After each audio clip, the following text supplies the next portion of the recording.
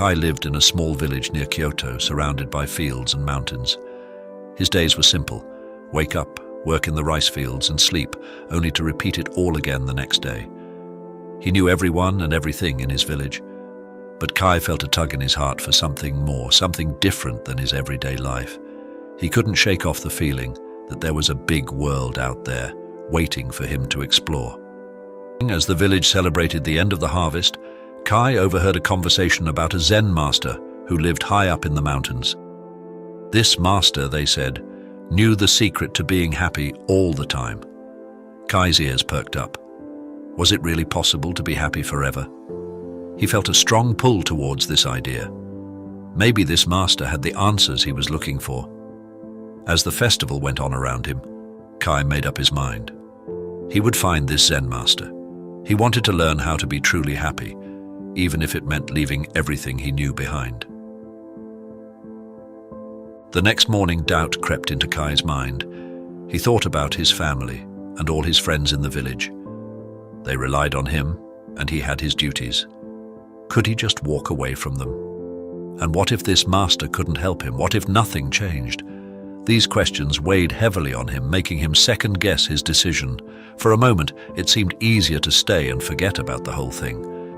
Later that day, Kai shared his doubts with the village elder, Mrs. Sato. She listened, nodding thoughtfully. Then she told Kai about her own youth, how she once had a chance to travel but chose to stay. "There's courage," she said, "in following your heart, Kai. You might go and find nothing, but you'll surely find nothing if you never go." Her words were simple but struck deep. Kai felt a resolve settle in him. Mrs. Sato had seen more life than anyone in the village, and if she believed it was right, that was enough for him. He was going to find the Zen master. With a small pack of belongings and a heart full of hope, Kai said goodbye to his village at dawn. His family understood, giving him their blessings with tearful smiles. Stepping beyond the familiar fields, Kai entered the forest that led to the mountains. It felt like stepping into another world. The air was cooler, the sounds were different, and with each step, his old life seemed further away. Kai was scared but also excited. This was the beginning of his journey, the first real choice he'd made just for himself. As Kai ventured deeper into the mountains, the path became steep and the woods thickened. He met travelers who warned him of the difficult road ahead. Some told him tales of the master being a myth. Others nodded in encouragement, recognizing the spark of a seeker. Kai also crossed paths with tricky spirits of the forest, who tried to lead him astray with illusions of grandeur and fear. He learned to trust his intuition, to discern help from hindrance. At a crossroads, he encountered a fellow pilgrim, Aiko, who was also on a quest to find the master. Aiko shared her knowledge of the mountain trails and offered to travel with him.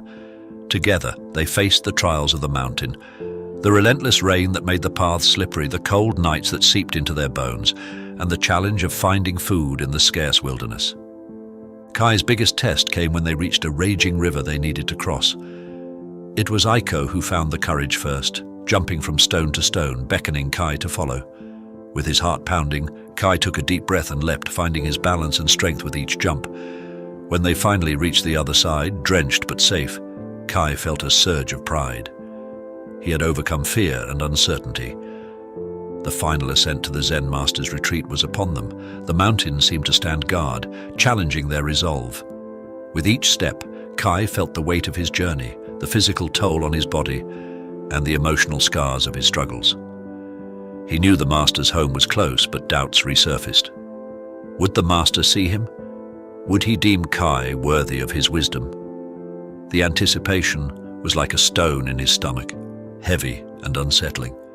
Finally, they arrived at a modest house nestled between the clouds, the abode of the Zen master. The old man greeted them with a serene smile and invited them in without a word. Inside, the master bade them sit and served them tea. Kai waited, breathless for the secret to be revealed. After a long silence, the master spoke. "What you seek is not for me to give.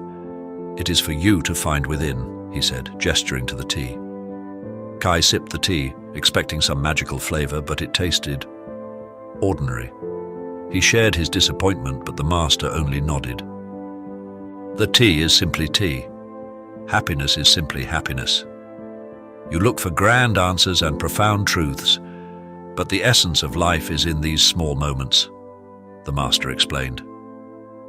Kai struggled with this had his journey been for nothing. But as he sat there, feeling the warmth of the cup, hearing the crackle of the fire, he began to understand. The beauty, the happiness he sought was always at hand, in every breath, in every simple part of life he had overlooked. Over the next few days, Kai stayed with the Zen master, immersing himself in the mundane tasks of daily life on the mountain. He chopped wood, carried water, and sat in silence, watching the sun rise and set. In these quiet moments, Kai found a sense of peace he had never known. He learned to be fully in the moment, to find joy in the simplicity of his actions, and to let go of his need for constant searching. With each passing day, the master showed him that the secret to a happy life was not in chasing grand adventures, but in embracing the ordinary, the here and now. The true reward was not a secret whispered, but a truth lived. Kai's quest had led him to a profound realization.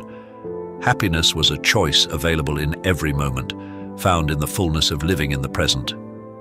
The time came for Kai to leave the mountain. He felt a pang of sadness, but also a new sense of purpose. As he descended, the lessons he learned from the Zen master echoed with each step. Kai realized he was taking back more than just his experiences. He was bringing back a new way of seeing the world. With a calm heart and a clear mind, Kai understood that his journey back to the village was just as important as the journey to the mountain. The way back was a path to sharing, to living the truth that he had discovered. Back in the village, Kai was welcomed with open arms. The villagers were eager to hear of his adventures, but they noticed a change in him. He was calmer, more thoughtful, and radiated a quiet joy. In the following weeks and months, Kai applied the wisdom of the mountain to his life at home. He worked in the fields, but now he took the time to feel the sun on his skin, to listen to the rhythm of the wind, and to appreciate the company of his fellow villagers. He had found the secret to a happy life, and it was through living each moment to the fullest. Kai's journey had come full circle. As the seasons changed, so had he. He still remembered his restlessness, his yearning for something more, but now he saw his past desires with new eyes. He understood that the secret to a happy life was not a distant treasure to be hunted, but a treasure within, unlocked by truly experiencing the present. The villagers noticed that Kai no longer spoke of faraway places or grand adventures. Instead, he shared stories of simple joys and the wisdom of stillness. His happiness was contagious. It spread through the village like the warmth of a fire on a cold night. In the end, Kai's quest for happiness had not taken him to new lands or to achieve great feats. It had led him back home, to a life full of ordinary miracles that he could now see clearly.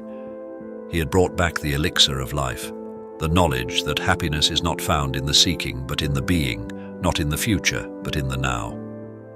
Kai's story became a cherished lesson for the village, a tale of a young man who sought the secret to a happy life and found it in the heart of his own world, shared generously with all who would listen. A beautiful tale, but what are the three main Buddhist takeaways from this story? Let's break it down. The power of present-mindedness. The central theme of the story is the profound peace and happiness Kai discovers when he learns to live in the moment.